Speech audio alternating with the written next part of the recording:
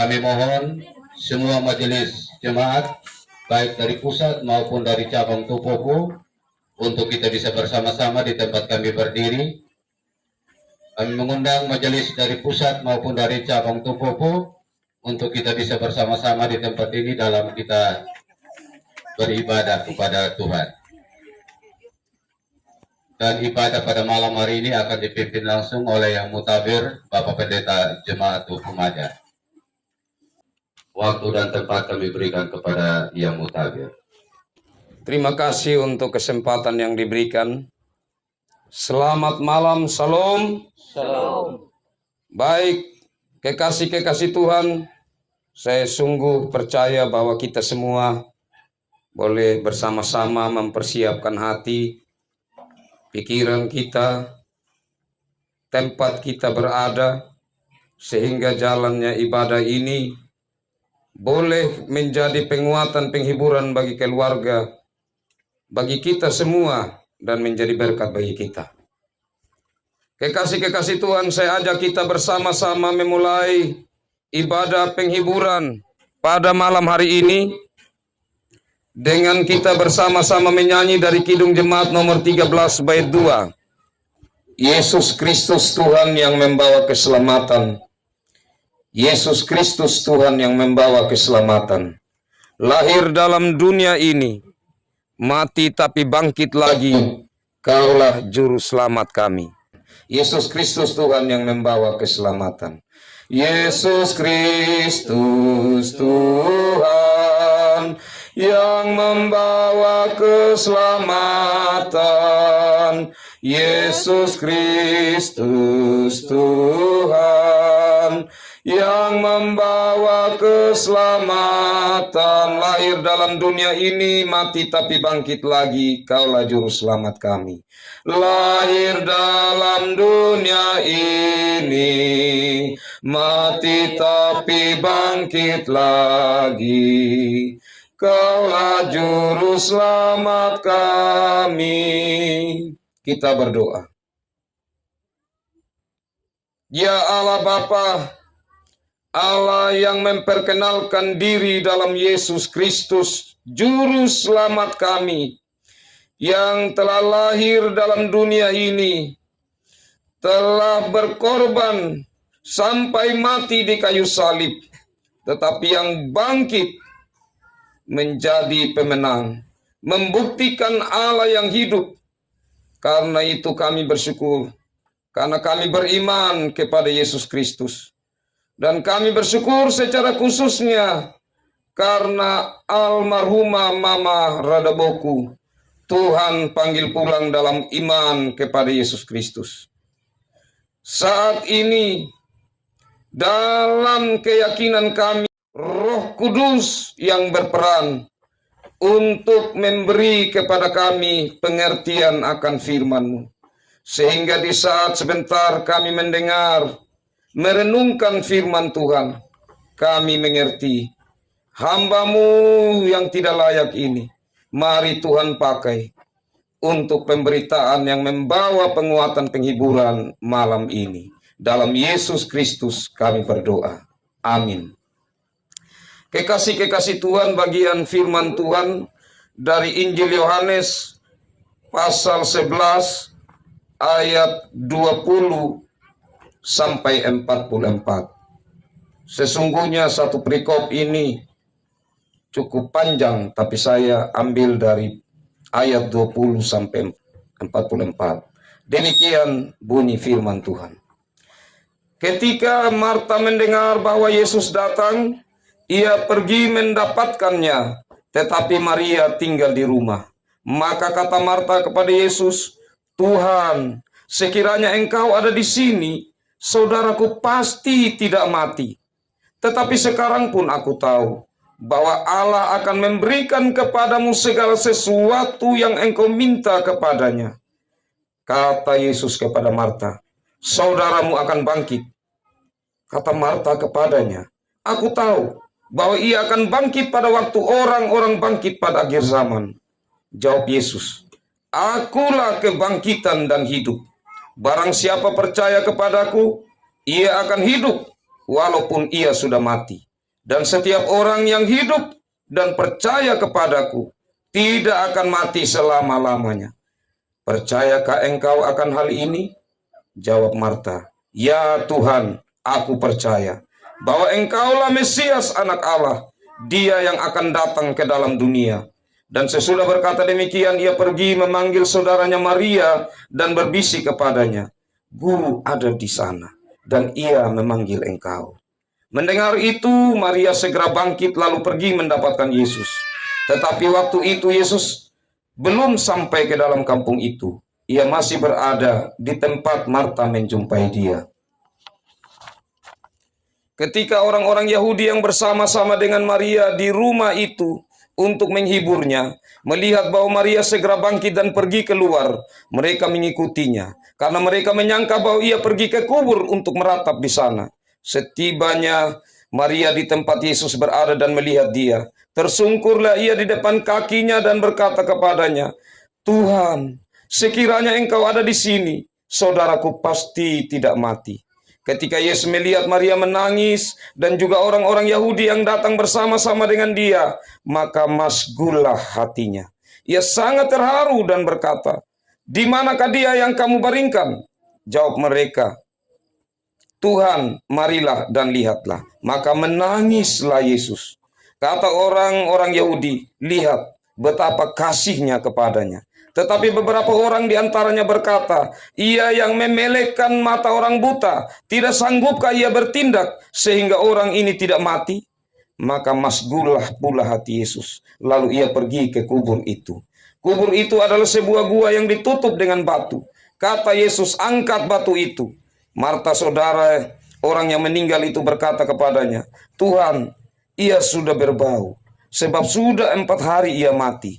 Jawab Yesus, bukankah sudah kukatakan kepadamu, jikalau engkau percaya, engkau akan melihat kemuliaan Allah? Maka mereka mengangkat batu itu.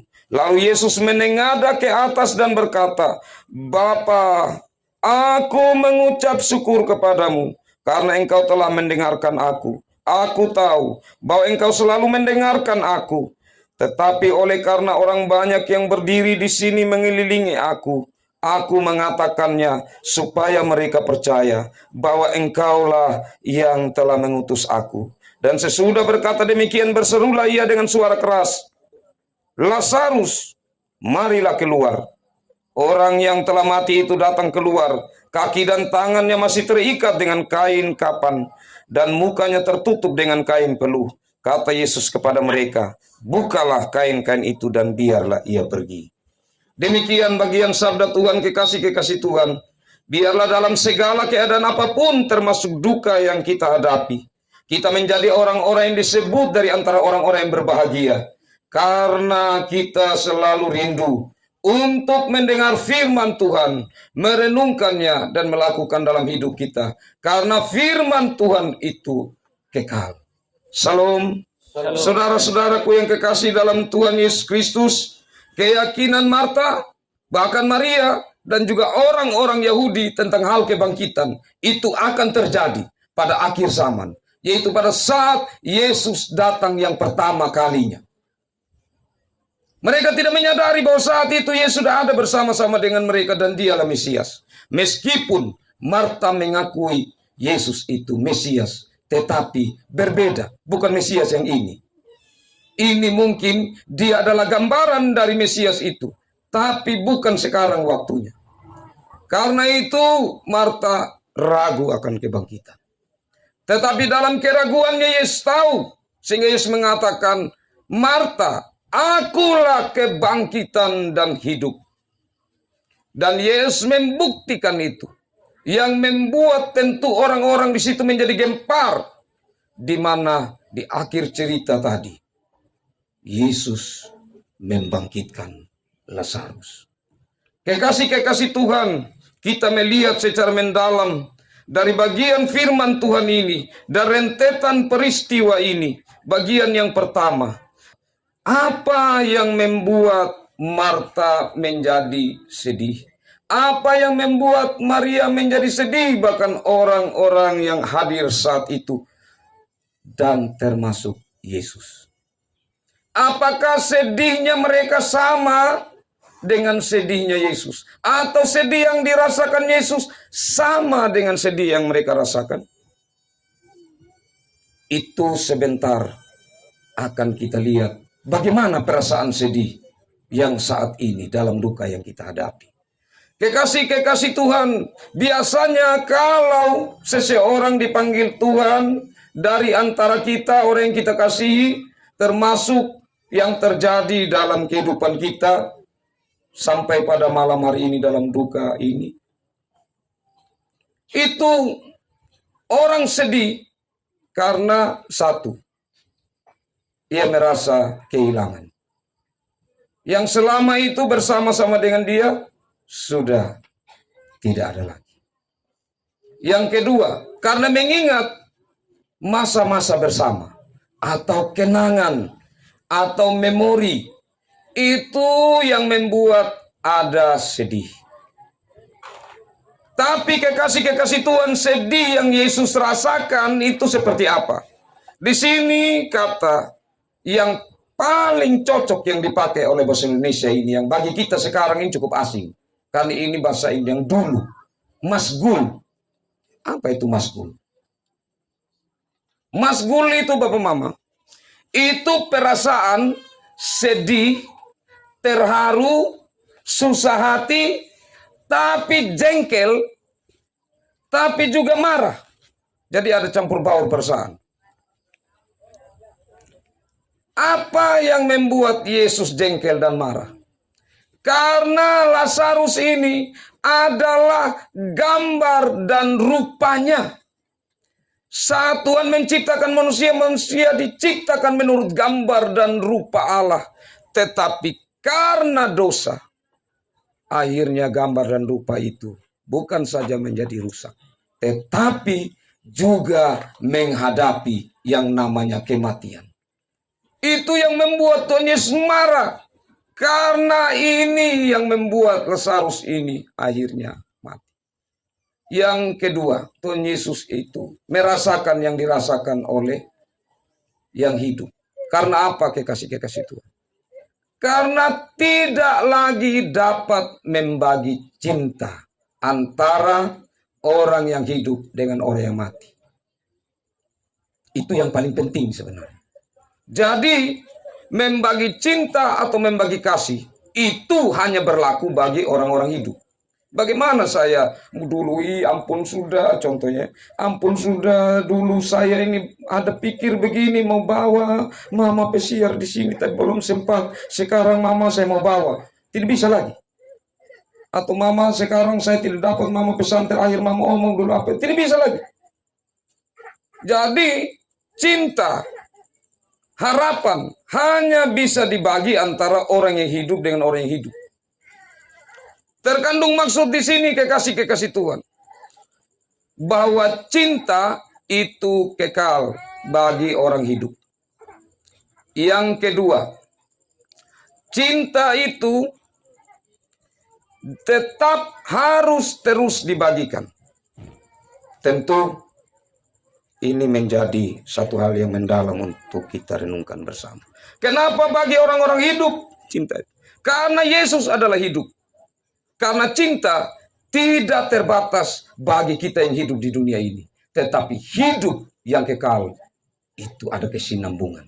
Karena itu firman mengatakan bahwa yang mendasar, yang penting dalam hidup ini adalah iman, pengharapan, dan kasih. Tapi mana yang lebih besar dari tiga itu?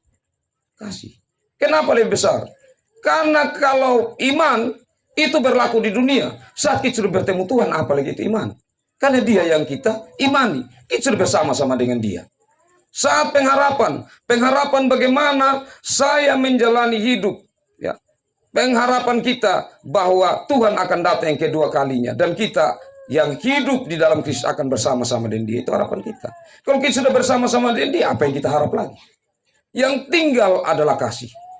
Karena itu saat Yesus mengatakan, akulah kebangkitan dan hidup. Maka di sini Yesus mau mengatakan bahwa hidup itu ada di dalam saya. Karena segala sesuatu ada, segala sesuatu makhluk hidup itu bisa hidup Itu karena Tuhan yang memberi hidup. Karena itu di saat Yesus mengatakan bahwa akulah hidup, maka jaminan hidup itu ada kepada Dia yang memberi hidup. Dan di saat Dia mengatakan bahwa kehidupan yang kekal ada di dalam Dia, maka di situ jaminan yang pasti. Inilah kekasih-kekasih Tuhan yang penting sekali. Bahwa yang pertama, bagaimana kita menyadari kesedihan kita di dalamnya itu sebagai manusia. Bahwa kita tidak mungkin lagi dengan kekasih kita, dengan mama dan boku kita berbagi cinta kasih. Tetapi hidup masih berjalan. Masih banyak orang yang membutuhkan cinta kita dan yang kita butuh cinta mereka. Karena itu, maka dalam perjalanan hidup ini, jangan lupa Bapak Mama, kasih itu penting. Karena kasih itu yang mengikat kita di dunia ini, yang berkesinambungan sampai di sorga. Kalau begitu kekasih-kekasih Tuhan, maka apa yang kita nampakkan secara budaya, itu sudah hal yang luar biasa. Karena kehadiran kita saudara-bersaudara membagi cinta, itu mewujudkan apa yang Tuhan inginkan di dalam kehidupan kita, orang-orang yang Tuhan percayakan untuk menjalani hidup ini. Dan saya pikir itu menjadi satu penguatan, penghiburan tersendiri bagi Bapak kekasih, bagi Jeffrey keluarga. Dan tentu terlebih lagi di saat firman Tuhan datang, maka semakin mengungkapkan di dalam duka ada penguatan, ada penghiburan, bahkan kita bisa merasakan sukacita dalam Tuhan. Kekasih-kekasih Tuhan yang terakhir, di saat Tuhan mengatakan Lazarus keluar, ini bukan undangan yang mau keluar baik, tidak juga baik, tapi ini perintah harus keluar. Tapi di sini keluar dari apa? Keluar dari kematian, keluar dari ketidakmampuan manusia untuk dosa yang dia pikul, keluar dari tempat yang tidak mungkin untuk membagi cinta, keluar dari tempat itu untuk kembali membagi cinta. Ini hanya gambaran karena Lazarus belum diberi tubuh kemuliaan. Kenapa? Karena Yesus belum mati dan bangkit, karena dia harus yang sulung. Jadi tubuh kemuliaan yang sulung ada di dalam Yesus Kristus. Karena itu berpegang kepada Yesus Kristus yang memiliki kuasa di atas segala kuasa. Maka siapakah saya dan saudara? Kita hanya tunduk di saat Allah menyatakan kedaulatannya. Di saat Allah memanggil pulang seorang dari antara kita. Bahkan saya juga sebagai gembala bersukacita. Karena dalam duka ini Bapak kekasih bilang begini. Jadi Bapak Lola tua bilang, Bapak Pendeta, bagi saya kematian itu adalah untung. Kenapa? Karena mama ini mati dalam Yesus. Saya pikir benar. Karena Yesus itulah kebangkitan dan hidup. Kekasih-kekasih Tuhan, demikian sabda Tuhan. Biar ada firman Tuhan ini, kita diberi kekuatan dan penghiburan. Karena kita memiliki pegangan yang jelas. Tidak sia-sia kita mengikuti Yesus Kristus. Tuhan memberkati firman-Nya dan memberkati kita semua. Amin. Saya ajak kita bersama-sama memuji Tuhan dari Kidung Jemaat 397 ayat 1. Terpuji Engkau Allah Maha Besar, karena Yesus telah bangkit dan hidup kekal. Haleluya, puji Dia, haleluya, amin. Jiwa kami Kau jadikan segar abadi. Terpuji Engkau Allah Maha Besar. Terpuji Engkau Allah Maha Besar, karena Yesus telah bangkit dan hidup kekal. Haleluya, puji Tuhan, haleluya, amin. Jiwa kami Kau jadikan segar abadi. Kita berdoa. Terpuji Dikau Allah Maha Besar, karena dalam Yesus penyataan kasih-Mu yang tertinggi. Yesus yang telah mati tapi bangkit, memberi jaminan hidup kekal bagi kami yang hidup dalam Yesus Kristus.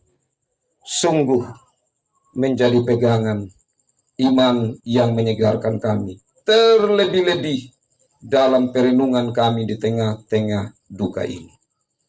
Ya Allah Bapa di sorga, terima kasih Tuhan, karena firman-Mu adalah kekal. Karena firman-Mu telah mengajarkan kami tentang hidup kekal di dalam Yesus Kristus. Maka mari Roh Kudus, tolong kami, agar kami terus berpegang kepada Tuhan. Agar kami terus mengandalkan Tuhan dan dibimbing oleh Tuhan dalam Roh Kudus, juga lewat firman-Mu.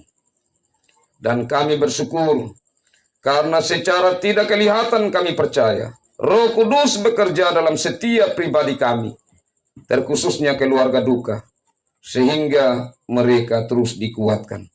Dan kami juga bersyukur secara nyata, Tuhan menghadirkan kami saudara-saudara, baik dari Rome yang setiap saat ada bersama-sama terus, baik itu saudara bersaudara, Loka, Damang, Angpeluh, yang sudah boleh ada bersama-sama kerabat, untuk kami bersama-sama menghibur, menguatkan satu dengan lainnya.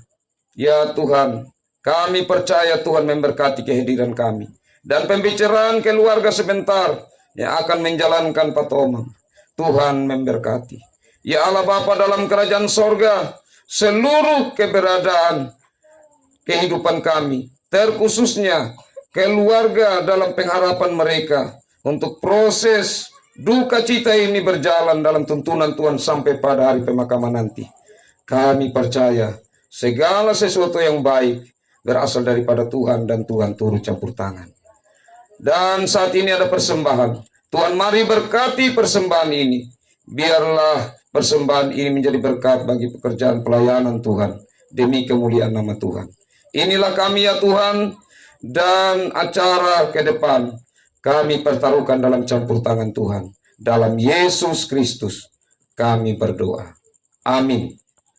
Demikian ibadah penghiburan malam hari ini, dan sebagai gembala jemaat Hukumada mewakili majelis jemaat dan seluruh warga jemaat Hukumada mengucapkan turut berduka yang mendalam untuk Bapak kekasih dan untuk Am Jupri sekeluarga, bahkan semua keluarga terdekat.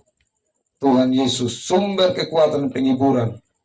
Dalam iman ialah Allah yang bangkit dan hidup. Biarlah yang terus ada bersama-sama dengan kita dalam Roh Kudus. Salam. Salam. Saya kembalikan. Terima kasih kepada yang mutabir yang sudah boleh memimpin akan ibadah, dan biarlah ini menjadi kekuatan untuk kita semua, bahkan terlebih khusus untuk keluarga yang merasakan secara langsung akan duka cita ini. Harapan kami sebagai majelis jemaat, mari kita luangkan waktu di saat kita beribadah kepada Tuhan hanya 1 jam, karena kemuliaan nama Tuhan lebih utama dari segala-galanya. Itu hal yang pertama. Hal yang kedua, kami perlu mengingatkan kepada kita semua untuk dalam seluruh rangkaian acara duka, tolong miras dihentikan. Sekali lagi, tolong miras dihentikan, karena miras akan membuat kita hilang akan rasa kasih kita, karena di situ akan menimbulkan hal-hal yang tidak kita inginkan. Atau mungkin oleh nama duka beda, kadangkala kita bikin resep dalam suasana duka. Jadi kami atas nama majelis menegaskan ini untuk miras kita hentikan. Hal yang kedua, hentikan semua perjudian dalam suasana duka, karena kita tahu bahwa pekerjaan ini adalah hal yang tidak diinginkan oleh Tuhan. Karena kehadiran kita di tempat duka ialah mendukung keluarga yang berduka, dan kita selalu setia memohon kiranya Tuhan memberkati akan keluarga dan bahkan kita semua, sehingga oleh karena itu ditiadakan hal-hal yang bertentangan dengan kehendak Tuhan. Atas perhatian dan pengertian dari kita semua, kami sebagai majelis jemaat menyampaikan ucapan terima kasih, dan biarlah Roh Kudus Tuhan yang terus menuntun kita dan seluruh rangkaian acara yang dilakukan oleh keluarga di sini dapat berjalan dengan baik. Demikian itu apa yang kami sampaikan, dan untuk itu acara selanjutnya kami kembalikan kepada keluarga. Shalom. Shalom.